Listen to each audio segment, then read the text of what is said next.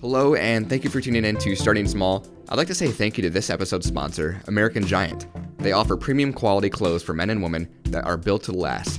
I have a sweatshirt, and man, it is the best sweatshirt I've ever received. It is so warm and so durable at the same time. You can get 15% off your first purchase with code STARTINGSMALL, and that's on american-giant.com. That's code STARTINGSMALL for your first purchase, and enjoy the episode.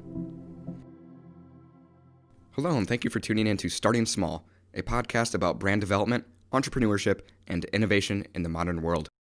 In this episode, I'm joined by Seth Maxwell, CEO and founder of the Thirst Project, the world's largest youth water organization. At 19 years old, Seth became aware of the water crisis, which inspired him to create the Thirst Project to provide safe and clean drinking water for communities across the world. Listen as we talk about Seth's upbringing and the overall inspiration towards the Thirst Project. Hello, and thank you for tuning in to the Starting Small podcast. Today, I'm joined by Seth Maxwell of the Thirst Project.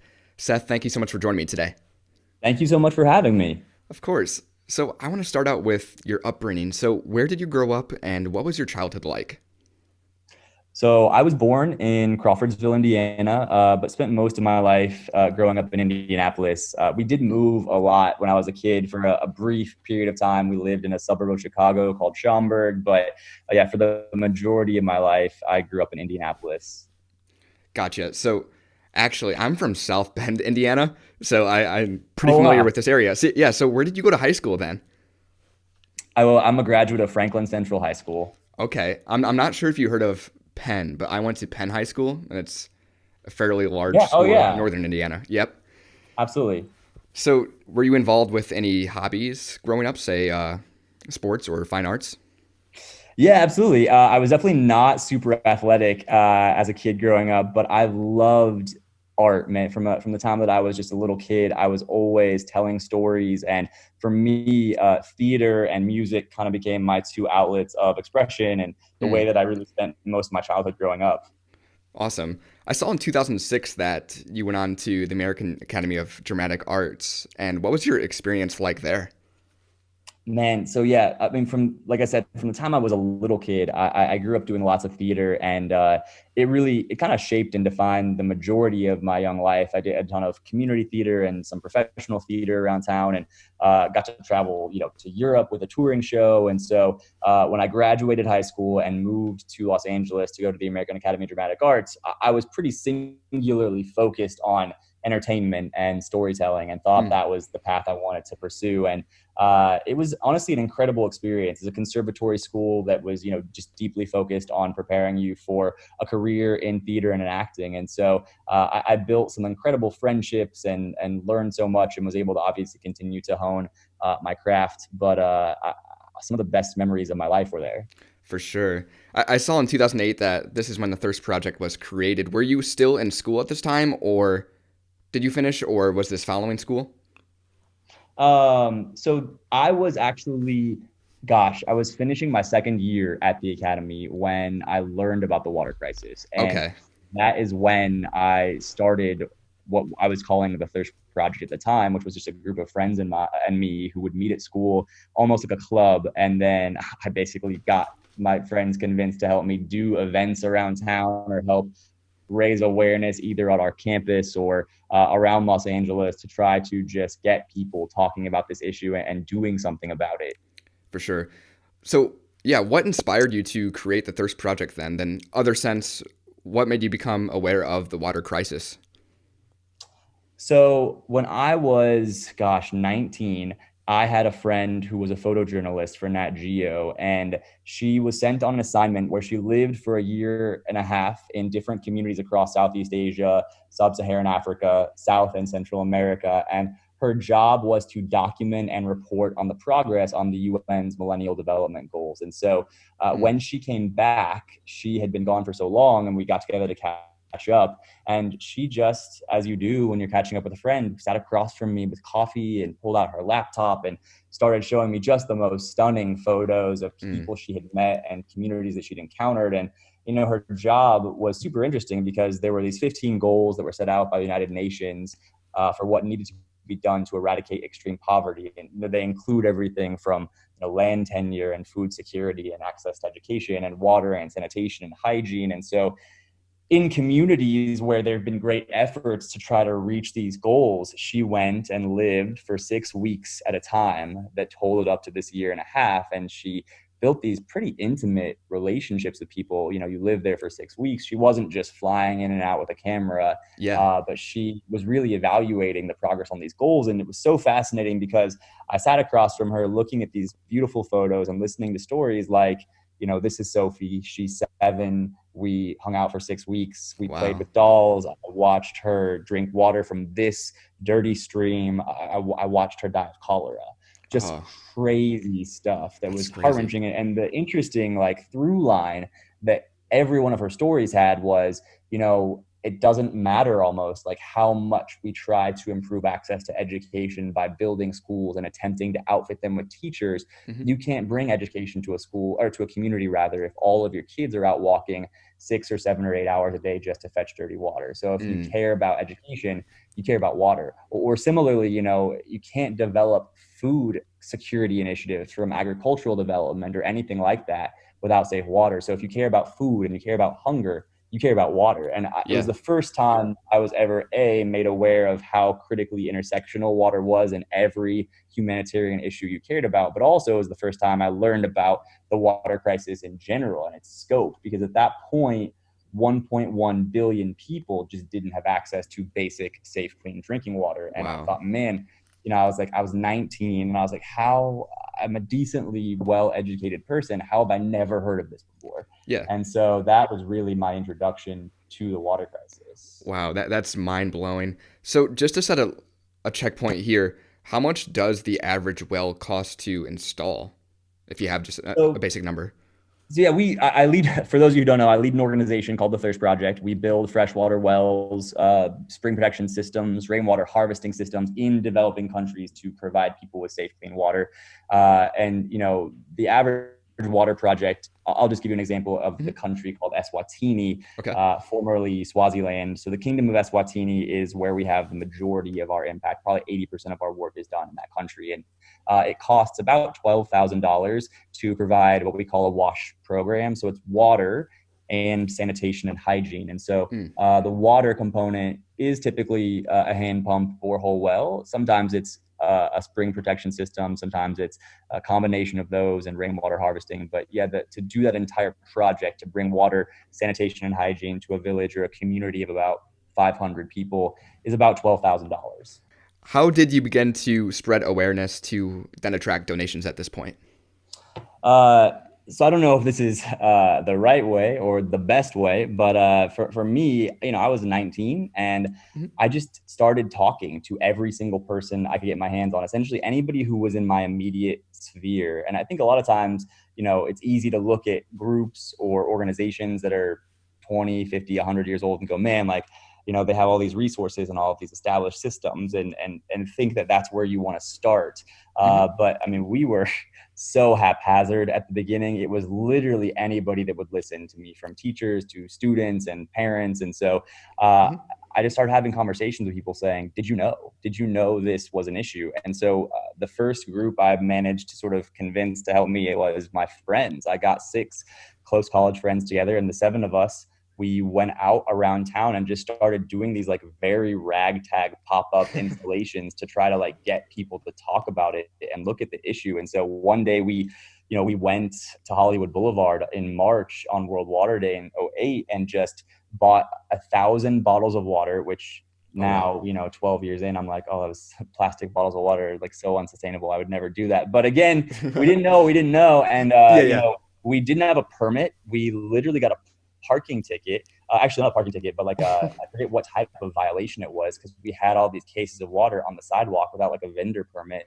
But we weren't selling them. We were just giving them away for free. So people would stop and say, why are you doing this? So we could say, did you know that at that point, over 1 billion people didn't have safe water? And we didn't really have a plan other than we're just going to go raise awareness and have conversations with people and make them know this is an issue. And so we talked to over 1,000 people in one day. and Wow. everyone gave back for the water they took. So, we turned $70 worth of water into $1,700, and we Wow. donated it to an organization that was building water projects. And from there, we met two people on Hollywood Boulevard that were students who said, "Hey, would you come to our school and tell our friends what you told us?" And so we went and got my friends' photos and spoke at two assemblies. And then those two schools did fundraisers. And it Wow. became this, one thing begat another, begat another. That's so amazing. So how did people react when you would show them like these graphic images or describe the horrific crisis that's actually taking place? It's interesting. It's not too unlike anyone responding to any important humanitarian issue today, right? So I think the Yeah. majority of people were moved. The majority of people, I think, not unlike me, right? We're like, wow, this is crazy. I live in the United States.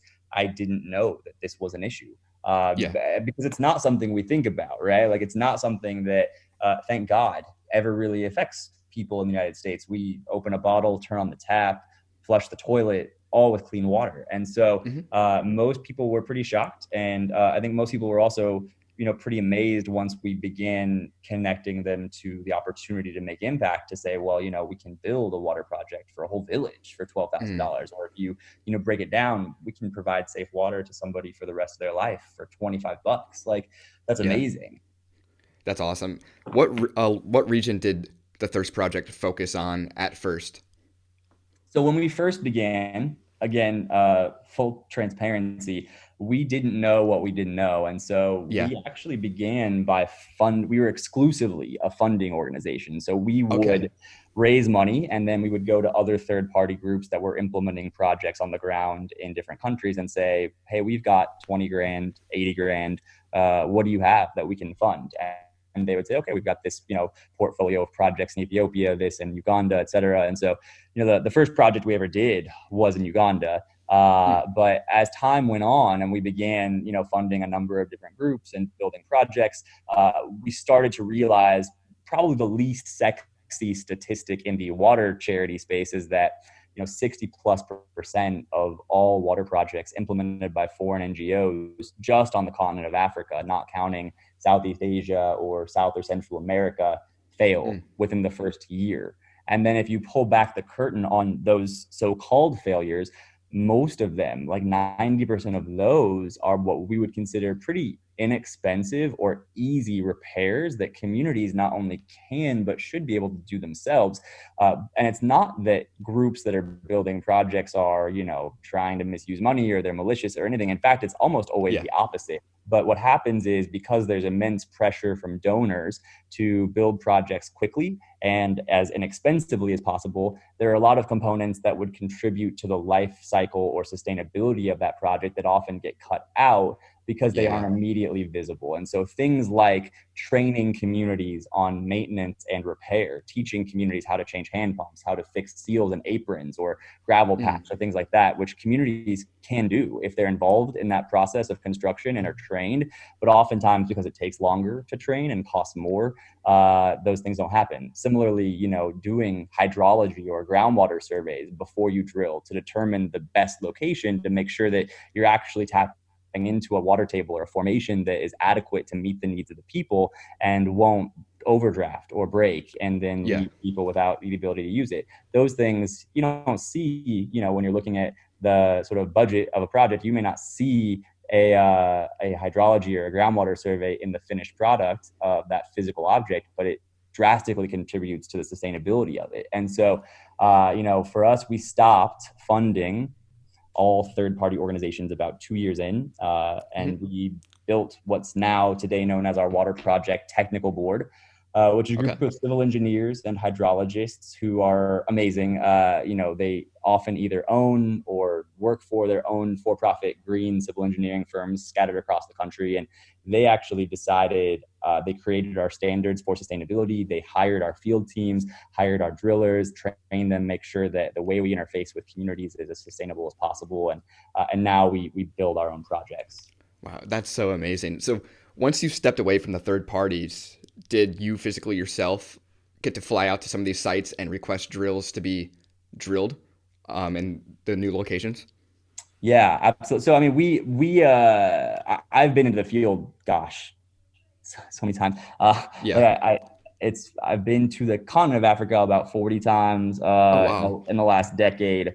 But we also work in Central America. We also work in Southeast Asia, and so I've been to the field. Obviously, not at all this year due to Hmm. COVID, but I usually get into the field now about twice a year. It used to be much more, but we have full time staffers. I think sometimes people think like we go build projects, but the reality is we have Yeah. full time staffers who are from the countries, nationals from each of their own countries on the ground that oversee field operations in their Mm. countries. And then they are the nucleus between the individual villages or communities that we build projects in, the for profit drilling companies we hire to drill, and then us here in the US.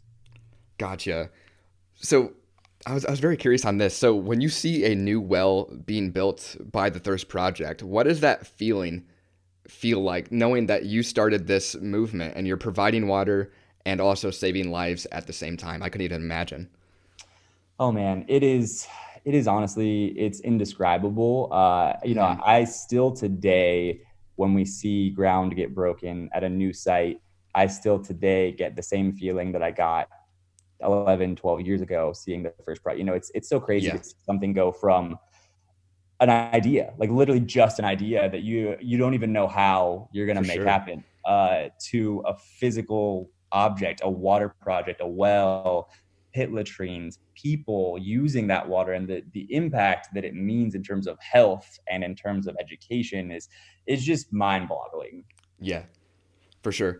So being youth driven, what are the main demographics for the Thirst Project then, if you have an idea? That give So back. when we are a youth organization, what I mean by that is, we were started as a group of young people, and our Yeah. messaging today, pretty unapologetically, is geared towards young people. Now, that doesn't mean that we don't receive a lot of support, thankfully, from what we very lovingly call old people. But it's when you look at the programs we operate in the United States, they are designed for and targeted to students. So we have a Mm. school tour first and foremost, that travels across the United States, speaking at assemblies at high schools and colleges to educate students about the water crisis and challenge those students to do something about it. And so, just for context, with that as a first touch program that most students experience, this year it's obviously virtual with COVID, but still, I mean, last year the tour went to 800 campuses, about 120,000 students who learned about this issue. And then after that, or outside of that program, we have a number of students who are not part of the tour, but who are part of schools where we have permanent active chapters or clubs who lead Mm. fundraising or awareness campaign initiatives in their communities. So we work with, in any given year, not quite 400,000 high school and college students who Mm. make up the majority of our school programs, who are constantly doing awareness campaigns and fundraising initiatives to raise awareness of this issue and funds to build water projects. And the demographic breakdown from there is, I mean, we are overwhelmingly female and Okay. overwhelmingly 17 and a half. So I think when last I checked, we're like 74% female. And I think we're like 60 some percent high school senior or 17-year-olds. So I mean, we are a movement of 17-year-old girls. Yeah.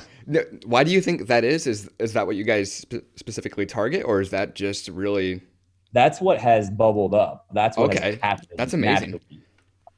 I mean, think it's logical when you think about it, right? Like, not to rag on my own gender, but Yeah, yeah, like, it's just women are inherently, generally speaking, more empathetic, totally. and also, I mean, when you look at history across any number of issues, whether they be domestic or international, whether they be economic or humanitarian, if you want to see high ROI, invest in women-owned businesses, invest in women. Truly, Yeah, like you look at the ROI in different communities that happens when you invest in women-owned businesses over businesses that are led by men as startups. There, the success rate is exponentially higher generally, and mm, if they have the proper support and resources to do so.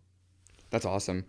So you mentioned how COVID has affected it. How are you guys reaching out towards more donors and spreading awareness during COVID? How does that look for you guys? It's been hard. Yeah, I'm not gonna lie. This has been the single hardest year of my life. I'm sure. Yeah. Uh, I am immeasurably grateful that we have not yet had to lay anyone off. I'm immeasurably grateful that we've been able to continue running school programs and drilling and constructing water projects, but it has been incredibly difficult. I mean, we lost easily over $1 million worth of planned fundraising support that was supposed to come in between March and now, just from schools that had planned and worked to execute fundraisers all year long that just didn't happen when schools got canceled and COVID impacted us. And so, we've cut costs everywhere we can and pivoted, and our schools teams have completely migrated all of their programming, whether they're clubs or whether they're school tour presentations, to virtual presentations or virtual activations to try to engage those communities. And so the team has really innovated in pretty exciting, amazing ways. Similarly, we just this past Saturday, I don't know when people might be listening to this, but right now it's October 6th, and this past Saturday we had a virtual concert telethon. We obviously could not do something like our gala where we gather together people every year and do a big dinner and fundraiser. And so we said, hey, we're just going to try to see if we can get some people to fight their Zoom fatigue and sit in front of their computer for another hour. And we were amazed at how the community showed up and showed out. And we kept it really tight. I was like, man, I promise to have you guys in and out of here in an hour. And we had, some really great people perform. Chris Daughtry performed, and Todd Tillman, the most recent winner of The Voice, performed. But then the majority of the event was like 30 minutes of us just doing a live auction where people didn't get anything. They literally just gave money. That's amazing. And we raised about $325,000 in an hour from about 100 people on Zoom. So it was just, it was amazing. It was honestly such a huge inspiration and blessing, but yeah, it has required us to innovate and be nimble, and it's been an experience for sure. Yeah, I'm sure that's so amazing hearing that story on last Saturday. So how were people granted to attend the gala then, the digital one? So anyone could buy a ticket that wanted to come. And that was the other thing too. We're like, is anyone going to pay $100 to sit on a Zoom for an hour? And but they did. That's amazing. So if you have an idea roughly how much water or drills has the water or the Thirst Project provided thus far? So we don't buy drills. We build either, like I said, hand pump borehole wells or maybe reticulated water systems or that kind of stuff. But we've provided safe, clean water to over 450,000 people in 13 countries. Wow, that's amazing. So I typically wrap up my episodes with this. If you could share one piece of advice to an aspiring entrepreneur, what would that be? Maybe something you've learned or regret, just anything. Man, there's so many things to start out, but I would say the title of your podcast, at least the first word of it's super apropos, which is that I think a lot of us tend to have these beautiful ideas for things that we want to do, right? Whether it's a product we want to create that's going to solve people's problems, whether it's a business that could be really impactful and employ people and make impact. But I think so often we look at what we want it to be eventually, whether that's a year, 5, 10 years in, and we can sort of be paralyzed by the first, second, third year iterations of what it might be and go, oh, it's not quite what I want it to be. And I think that we can often stop ourselves from creating really amazing things because they're not yet perfect. And perfect is the enemy of great. And I would say start. The most important piece of advice I can give you is just don't wait. You're never going to be ready. Ready doesn't exist. Ready is an illusion. That doesn't mean, you don't do your best to prepare as best as possible, and you don't, make sure that your plans and strategies are sound and your finances sound and all of that. But that does mean that, there is that moment where it's okay, you've done everything you can do, just start. And it's not going to be what it will be in 5 years in year one, but just start. Absolutely.